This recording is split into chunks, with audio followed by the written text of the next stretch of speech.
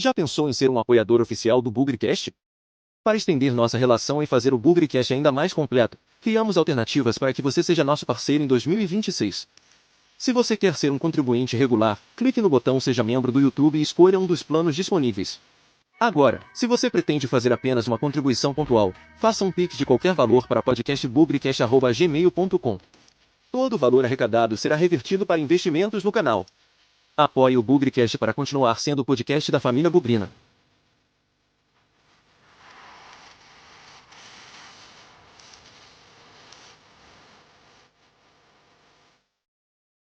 Fala Bugrino, fala Bugrina, bem-vindos ao Bom Dia Guarani de hoje, hein? Domingão, 12 de abril de 2026, tem Guarani hoje, hein? Hoje, aquela história, dia de jogo, tem um pré-joguinho aqui dentro do Bom Dia Guarani, mas também tem o pré-jogo oficial do BugriCast, disponível no YouTube, aí nas nossas plataformas de áudio. O Léo fez ontem à noite com o Gu, um resumão aí do que esperar, um pouco mais aí sobre Guarani e Volta Redonda. Então aqui é só um spoiler, só para você começar a sua manhã, mas se você quer ver um conteúdo um pouco mais profundo, recomendo aí ouvir o que o Léo e o Gu fizeram ontem à noite. Tem todo jogo, hein? Não começamos hoje e nem estamos fazendo só hoje. Todo jogo tem uma atualização aí de pré-jogo do Guarani. Bom, eu brinquei aqui, né, ontem, que antes de falar do Guarani e Volta Redonda, eu brinquei ontem aqui das bets, né? E ó, falar pra você, viu? Eu não sou, já falei que eu não jogo, não gosto dessa história de jogo, porque em bet só ganha quem perde, só ganha, o vencedor só recebe as custas de quem perdeu, e eu não acho isso muito legal. E eu brinquei ontem, né? Falei, olha, Floresta e Santa Cruz, dá um empate ou um Santa Cruz, deu empate. Jogos de ontem. Barra e Maranhão, sem comentários. O Barra vai ganhar tranquilo. E deu Barra. 2-0. Só para evidenciar o tamanho da cagada que foi o Guarani lá em São Luís na primeira rodada, empatando com esse time horrível do Maranhão, que eu insisto, não vai fazer 10 pontos ou talvez 12 nessa Série C. E o último jogo, eu falei que a Ferroviária está muito mais preocupada com a Série A2 do que com a Série C nesse momento, né? A Ferroviária ainda não está matematicamente classificada para o mata-mata do acesso da Série A2, então o Botafogo da Paraíba foi Araraquara, não tem nada a ver com isso, e ganhou. Se eu tivesse apostado, eu teria feito algum dinheirinho nesses 3 jogos aí, então de todos até agora, o Botafogo da Paraíba é o único 100% no campeonato, 2 jogos, 2 vitórias. O Floresta e o Santa Cruz venceram na primeira rodada, porém, empataram nessa, tem 4 pontos. Se o Guarani venceu Volta Redonda, ele não vai ser líder, porque já tem time com 6. Ele vai ficar no bololô ali dos times com 4 pontos. Bom, falando de Guarani agora, né? Ontem não dá para dizer que vazou, porque a escalação só acontece uma hora antes do jogo, né? Mas tivemos informações aí do repórter Breno Beretta, do Lucas Rossafa, que 2 jogadores devem sair do time com relação àquele que empatou com o Maranhão, para a entrada de 2 que foram bem lá em Maranhão, né? Lá em São Luís. Saiu Isaac, foi muito mal, muito mal. Saiu Mirandinha, eu não achei interessante essa saída do Mirandinha, acho que ele tem um papel importante no time. E entram Guilherme Cachoeira e o Herbert, acho que o Herbert pede passagem. Fez gol no derby, fez gol agora contra o Maranhão, e para mim é um jogador extremamente útil para essa Série C.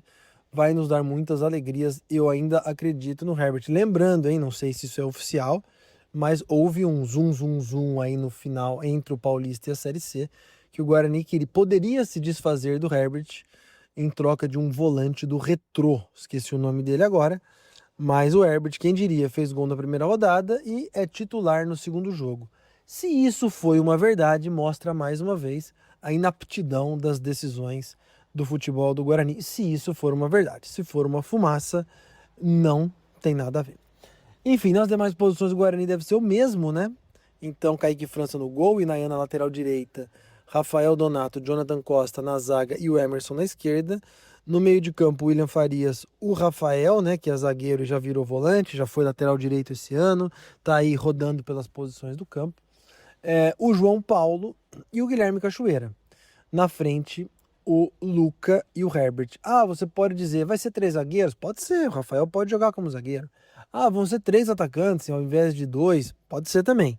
Nós só vamos saber isso na hora que a bola estiver rolando. Mas esses são os 11 jogadores que serão titulares às 6h30 da tarde no Brinco de Ouro contra o Volta Redonda. Volta Redonda que tem algumas figurinhas conhecidas aí, hein? Lembra do Lucas Adel, zagueiro?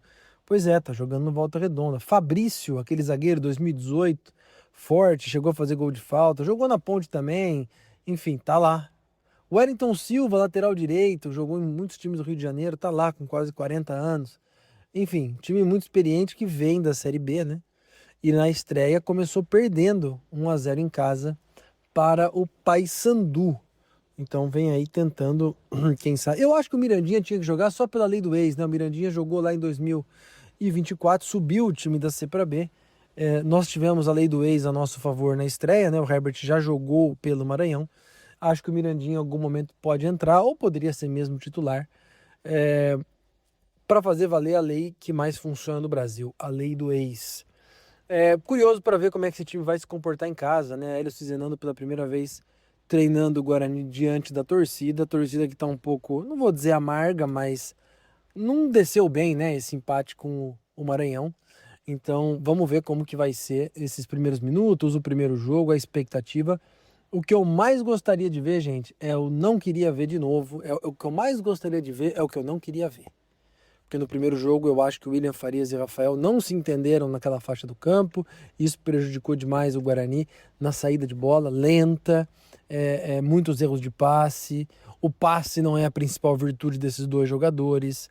Então, enfim, estou preocupado com a saída de bola porque o Guarani precisa tomar a iniciativa do jogo. Mas quem sabe aí, passado uma semana de treino, isso se resolveu. Espero que não aconteça novamente. Não temos notícia de Maranhão, não temos notícias de Nathan Melo. O Dentinho apareceu treinando nas fotos da semana, então acredito que ele fique no banco. Os 3 desfalques da última partida, né? Sempre tem aquela surpresinha de última hora, né? Às vezes alguém que sentiu no decorrer da semana. E a gente torce para que não tenha acontecido nada. Quem sabe, né? Que o Maranhão talvez esteja relacionado. Ou o Nathan já está quase 2 meses fora, hein? Se machucou naquele jogo contra o Palmeiras. Enfim, aguardemos. Mas uma coisa é verdade, o Guarani precisa ganhar, o Guarani tem que ganhar. Lembrando, é um começo de campeonato, uma tabela bastante boazinha.